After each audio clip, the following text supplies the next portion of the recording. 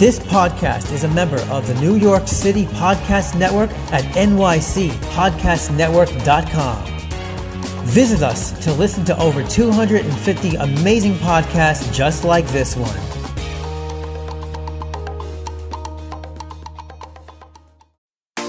Japanese street style is some of the cutest and trendiest clothing in the world. Introducing Cherry Goddess Women's Clothing and Accessories, the hottest original and cute clothing company. We offer tops, clothes, accessories, shoes, dresses and skirts, and comfortable homeware that we guarantee you will love. Cherry Goddess Women's Clothing, super cute Japanese style clothing.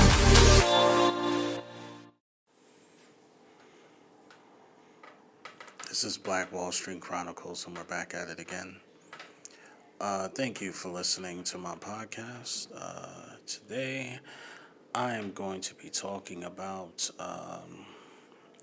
Kayfabe and how it affects mainstream media and independent media. And I'm going to use references from the Fresh and Fit podcast, and I'm going to use references from just public politics and how it all comes together. All right, before you get started, I want everybody to like and subscribe to my podcast. My Instagram is BlackHage840. On my Instagram, you can... on my Instagram, you'll see my bios. It has my Twitch, it has my podcast link, and it also has my Twitter account. Okay, so let's get started.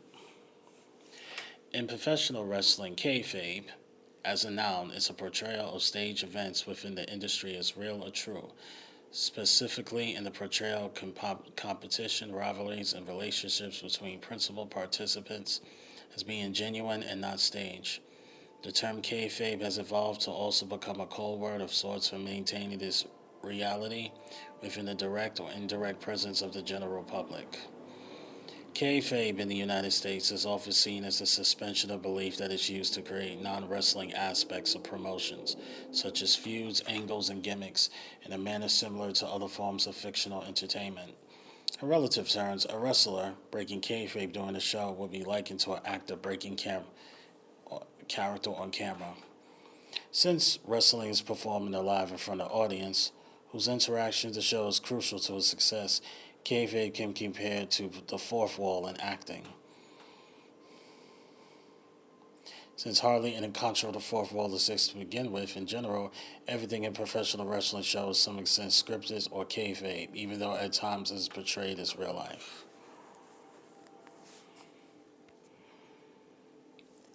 Kayfabe was fiercely maintained for decades, but with the advent of internet wrestling community and the sports entertainment movement, the pro wrestling industry has become less concerned with protecting so-called backstage secrets and typically maintains kayfabe only during those shows. Kayfabe is, however, occasionally broken during shows, usually when dealing with genuine injuries during the match or paying tribute to wrestlers. European professional wrestling communities, the term kayfabe is used as a verb.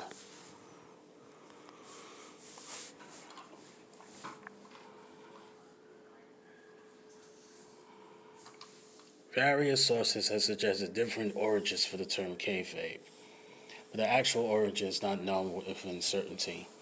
One theory suggests that it was derived from a word manipulation of the term to be fake, Pig Latin or the Argots, designed to conceal the true meaning. Another theory claims there was a wrestler called Kayfabian who was mute. Neither claim has ever been substantiated. Another theory suggests that the term derives from the expression of keep craving, from the Latin verb cravo, which means to look out for. This phrase was used throughout Britain and embodied Jews living in East London between World War I and World War II. According to that theory, many U.S. promoters and wrestlers at the time were Eastern European origin, and many had heavy accents, leading to the term being transformed into kayfabe. The term was first documented in a 1937 book by the New York sports writer Marcus Griffin that describes some of the behind-the-scenes aspects of professional wrestling, suggesting that the term was already common use in professional wrestling by that time.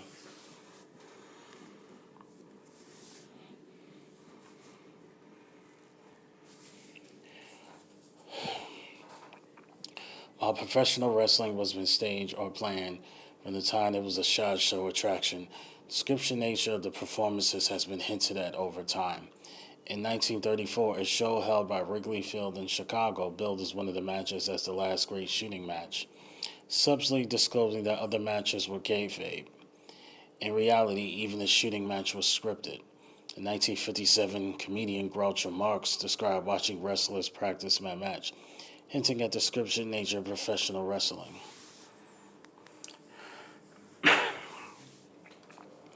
While the scripted nature of professional wrestling was an open secret, it was not generally acknowledged by the people in the business. Often wrestlers and promoters would make sure that on-screen rivals were not seen eating or traveling together between shows and so on.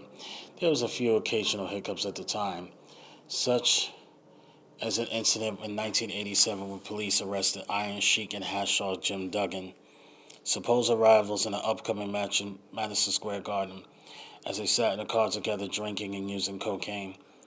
The first acknowledgement by a major insider of stage nature of professional wrestling came in 1989, when the World Wrestling Federation owner Vince McMahon testified before the New Jersey State Senate that wrestling was not a competitive sport. The mission on McMahon's part was to avoid interference with state athletic commissions, to avoid paying taxation some states place on income for athletic events held in that state, as well as to avoid the need to meet the requirement for having to employ medical professionals standing by, as it was generally mandatory for legitimate contact sports involving substantial, possibly an injury.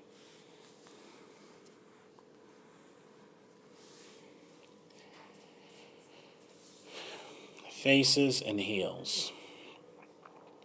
The characters assumed by wrestlers can be distinguished into two elements, faces and heels.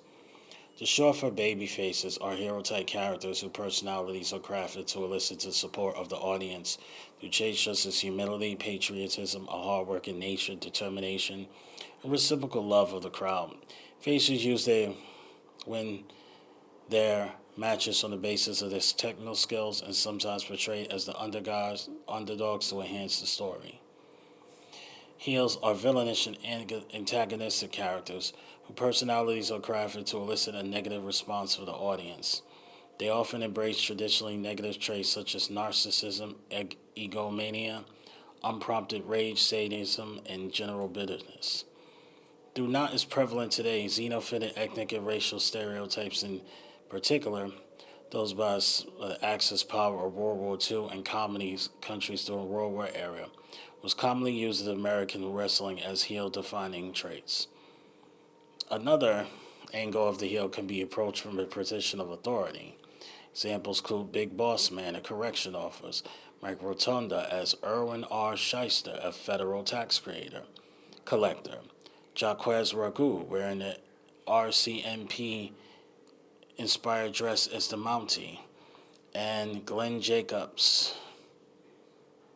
later to become famous as Kane, as Isaac Yeckham, a dentist. Heels can be also characters held in low self-esteem by the public, such as a repossession agent, a role played by Barry Dorso as the Repo Man. Heels is typically inspired boos from the audience and often employ underhand tactics, such as cheating, exploiting technicalities in their fighting strategies, or overly aggressive styles to cause the perception of excess pain or injury to their opponents.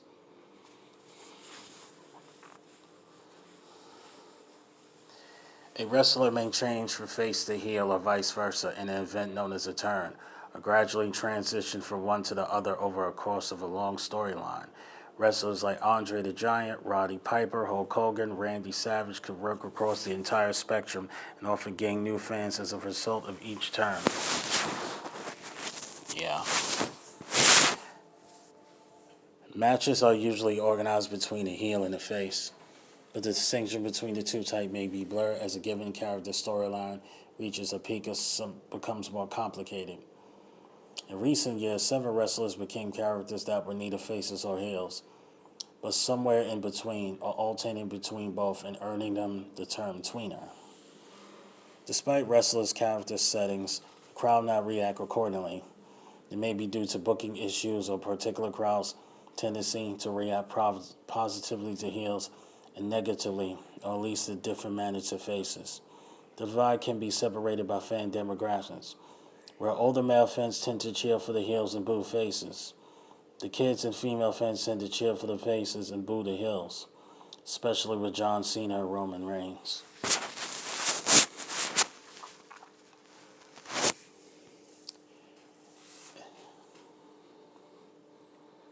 Relationships. Many storylines make use of kayfabe romantic relationships between two performers. Very often, both participants have other real-life relationships, and the relationship between the two is simply a storyline. However, more than once, kayfabe romantic relationships have occurred alongside real relationships, such as between Matt Hardy and Lita. These real-life relationships will occasionally develop into real-life marriage.